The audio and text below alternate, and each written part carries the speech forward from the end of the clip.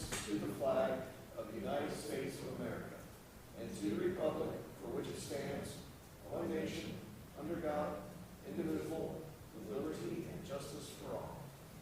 Dick? Thank you, Lord, for bringing us together. Lord, guide us tonight. Let us use wisdom as we make these choices. And Lord, let us have unity throughout this evening. In your holy name I pray. Amen.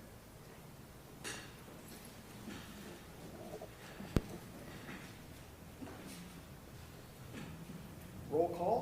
Councilman Keaton is absent tonight, but we still have a quorum and we'll proceed with business. First up on that item of business is approval of tonight's agenda. Does any council member have any questions on tonight's agenda or any modifications to it? I'll make a motion to approve the agenda as written. Second. It's been moved and seconded to approve tonight's presented agenda. Any further discussion? All those in favor say aye. Aye. Opposed? Agenda is approved. Citizen comments. Hearing no citizen comments tonight, we will proceed with our consent agenda. That includes the minutes of our January 20th meeting, as well as Appropriations Ordinance 1309.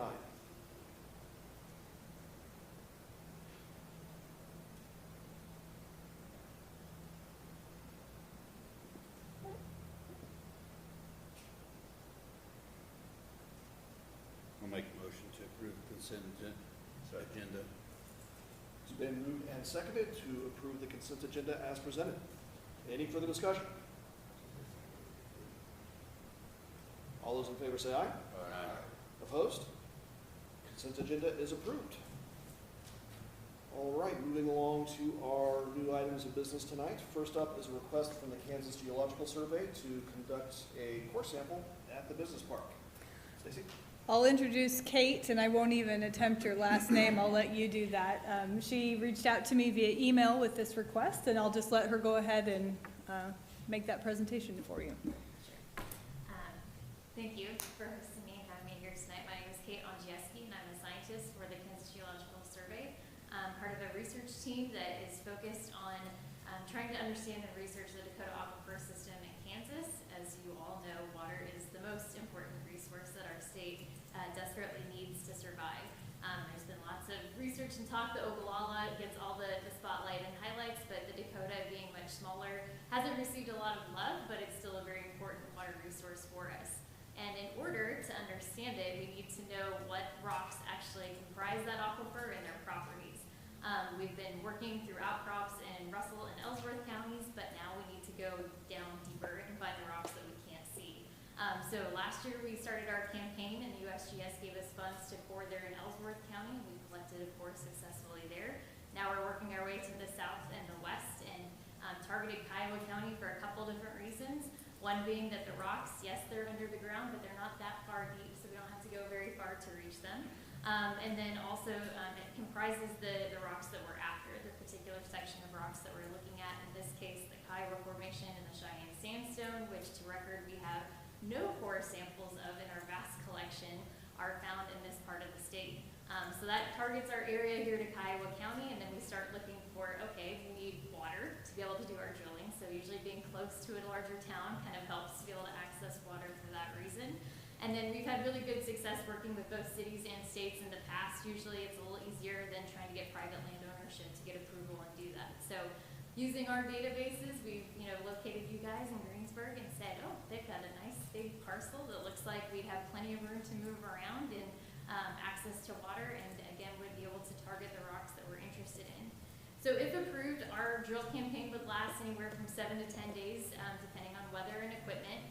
It consists of our drill rig, the water truck, and a crew of 4 people on site at all times. We might have more than that at some certainties, but we've always got 2 drillers and 2 geologists on site. We're going to be drilling down to about 380 feet. It's a 3-inch diameter core, so that's all we're taking. It's literally a circle this big. And usually has very minimal, you'll be able to see some disturbed earth when we're done, but that's it. We take everything out, nothing is left in the ground. The mud and the water that we use does not contain any contaminants. It's approved by the KDHE, so we're not putting anything in the ground that's not supposed to be there. And it's usually actually a relatively easy process. So that is what we present you with, and I'd love to hear your feedback, and I'm here to answer any questions that you guys might have, because I'm guessing this is not the normal proposal that comes across your desk every day. Stacy, we identified the specific parcel out there that would be ideal for this? We have not. We haven't gotten to those particulars, but we have plenty of acreage out there to choose from. I know on the west side, excuse me, where we've had some leasing happen over the years, there's a driveway there, and maybe that would be a good spot. But I don't know, you guys have a specific location, do you? Yeah, it really, as long as we've got enough space to move, obviously the other big one is utilities. We'll have Kansas 811 come out and mark where all those utilities are to make sure we stay well clear of those. But yeah, we usually leave it kind of up to you guys. That's what we've done in the past too. It's like, if you'd like us to do it over more to the side so we're out of the way, or whichever, particular kind of zone in that big parcel that you feel is the most adequate, we're happy with any of it. Council, any questions for Kate or Stacy? Do you guys normally, are you functioning no matter what the weather is, or? So we'll function in rain. If there's lightning, our drill rig is tall, so it's a Sure. lightning rod, so we'll call it for lightning. But other than that, yeah, we'll keep going through. My question with that being is if you're out in the business park ways and it sits here and it rains for 3 or 4 days and it gets very muddy, how do you access your rig, or do you? Yeah, so the rig will stay put. Once we park it, it won't move for that reason, right? We won't move it and that way it doesn't have to go back and forth. So at that point, the bigger trick will be the water truck, and honestly, it's got a really long hose, so we could probably park it on that cement, driveway that goes in and run a hose if we needed to. So I don't think I'd be too worried about it. And then if it's pouring for 3 days and we finish, we can always leave the rig sit there for a couple days, let things dry out before we drive it That off. was not Yep. that's what I was asking. Yeah, so that's the nice thing, is once it's parked, you can leave it there and it's not gonna do any I mean, damage. because we always ask people that we rent to out there to please put it back the way it was when you came in. Yep. Don't leave it rutted up. Yep.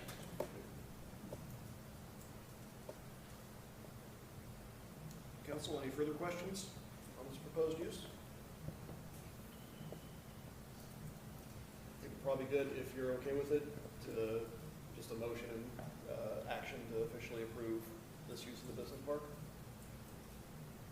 I'll make a motion that we go forward with it and then have it. It's been moved and seconded to approve the Kansas Geological Survey access to the business park to conduct their core drilling program. Any further discussion? All those in favor say aye. Opposed? Motion carried. Thank you, Kate. Very much. Just let me know when you're ready. All right, moving on to our other item of business tonight, and that's discussion on an update to the heating system out at our maintenance building. The radiant floor heating in the shop space at Public Works Building has not been working. We've had Intergreen out before the last cold weather a week plus ago to try to get it working, but we're unable to, and we're unable to get parts for the current heat pump that we have for that. So we've explored several different options in the shop, including replacing the current heat pump with a new water heat pump, to install a boiler instead.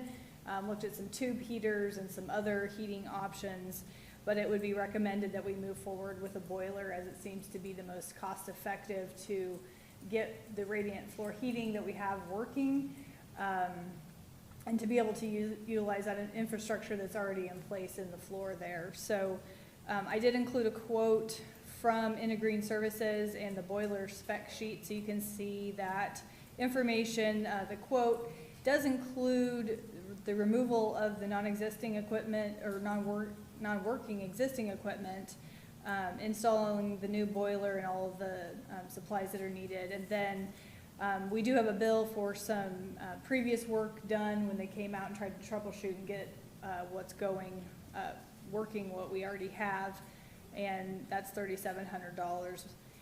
That's included in that quote. So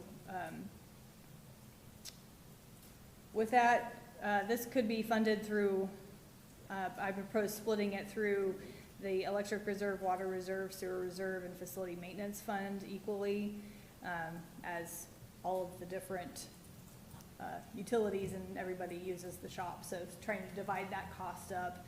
It is a, $26,000 price tag, so significant, but I think that the most cost-effective way to move forward to get heat in the shop. Nick's here, so he can answer any other questions, or if I missed something, he can chime in, but that's an overview, and I'll take any questions.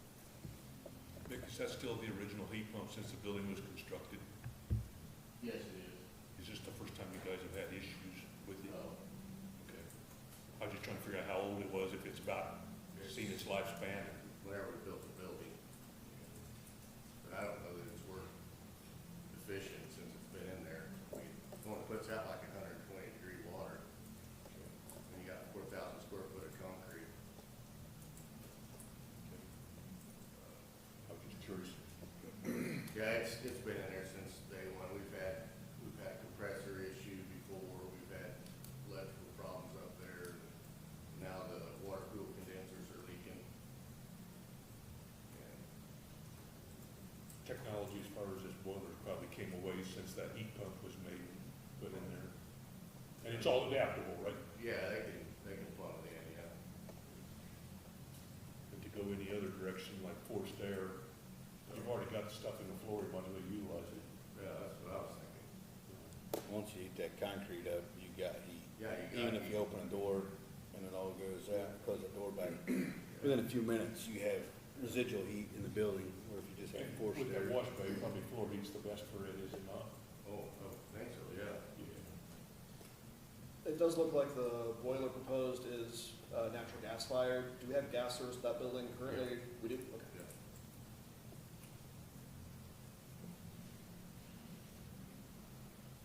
Yeah, that's right. See, that was an attachment that, where you make it adjustable using your cell phone or tablet.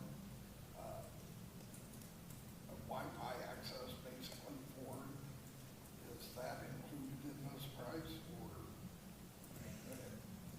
those are one of those things that it's much easier to control, but don't have to worry about people leaving it on 80 degrees and leaving it. One question, all of our buildings, all three of them, the incubator, the city hall, and public works, are also controlled by computer with building controls. And so whether this can integrate into that or not, that might be a possibility. To hope not. But it may be that we can independently control it. I think it is theoretically possible, because I remember seeing in the materials for this unit that it does have, as an option, I don't know if the quote includes it, a BACnet gateway. And BACnet is the communications protocol that BCS. that Siemens Yeah. uses. So I think it's theoretically possible. Whether or not we take advantage of that, I would leave up to staff, but it would be, I think, possible if we wanted to hook it up to the SEGO system. It probably could be.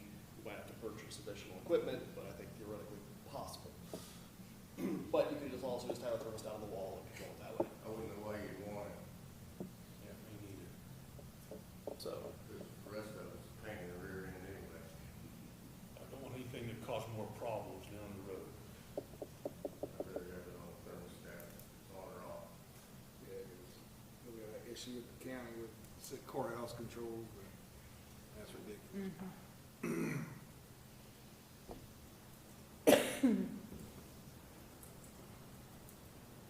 So I suppose the incubator in this place is about due for something coming on too then, huh? We've had some work over the years and continue to.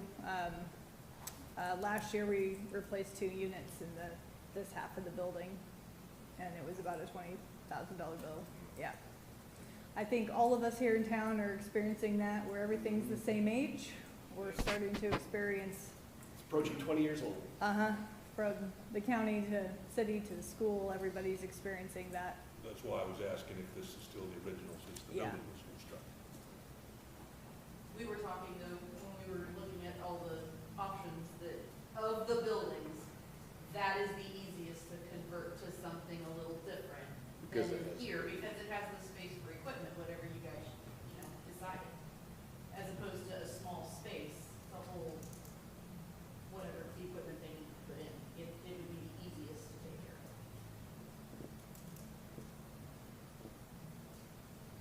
Well, council, any further questions on the quote from Intergreen to install a boiler heater for our public works building? Failing that, anyone have any action they'd like to take regarding that quote? I'd make a motion that we accept the quote from Intergreen Services for $26,199 for the public works heating boiler. Boiler heating, whatever you want to call it. I mentioned. And clarification, would that also include the proposed split from administration of how we split that cost across various funds? Yep. Okay. Been moved and seconded to approve a quote to install a boiler system in our public works facility. Any further discussion? All those in favor say aye. Aye. Opposed? Motion carried. All right, that takes care of our items of business tonight, so we'll move on to city staff reports. Stacy? As approved at the last meeting, I submitted the Kansas Airport Improvement Grant application last week for consideration, so we'll wait and see what happens there. But I imagine it'll be a couple months before we hear back whether we were awarded or not. Attached in the agenda packet is our annual wind energy attestation. This shows that we have renewable energy credits for the wind energy produced at the Greensburg wind farm. That says that all of our electricity in 2025 was wind energy. Every year we receive that certification. So that is in there for your review. Last week, the Public Works staff emptied, cleaned, and had new salt delivered to the water treatment plant for the salt brine tank. Over the lifetime of the plant's operation, this is something else that hasn't been done. There's been some sediment in the bottom that comes in with the salt, settle in the bottom of the tank, so they cleaned that out to have better operation and new salt put in. So that was a little bit of a project. I know Mick could speak to that. We were glad to have the vac trailer to be able to do that. I don't know that we'd be able to do that project ourselves without the vac trailer, so that was good to have. Some other things we've been working on include some painting inside a vacant space at the business incubator, snow removal, and keeping things warm at the water wells and lift station during the cold weather we had for several days. And then just a reminder that the next meeting will be on Tuesday the 17th due to the President's Day holiday on Monday the 16th. However, that week trash will still be on Wednesday. Knisley's does not observe President's Day as one of their holidays, so it will still be on regular pickup for Wednesday. So I'm sure there'll probably be some confusion. We'll get some phone calls because usually on a holiday it gets pushed. So that's all I have. Questions for Stacy?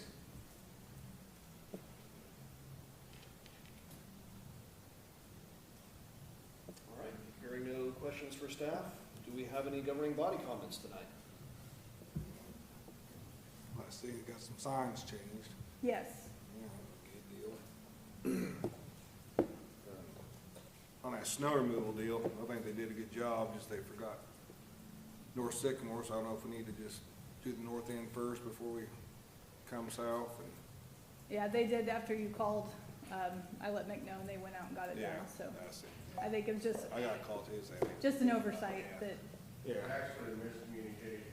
Oh, Okay. One thought they went over there, the other one went over there. Of course. So, yeah. You know, I just thought maybe an idea just to start on the north end and then that's done with, and then, because most majority of the time spent south of the highway. Other than that, probably was a good job, thank you. because that we didn't get more stuff. Yeah.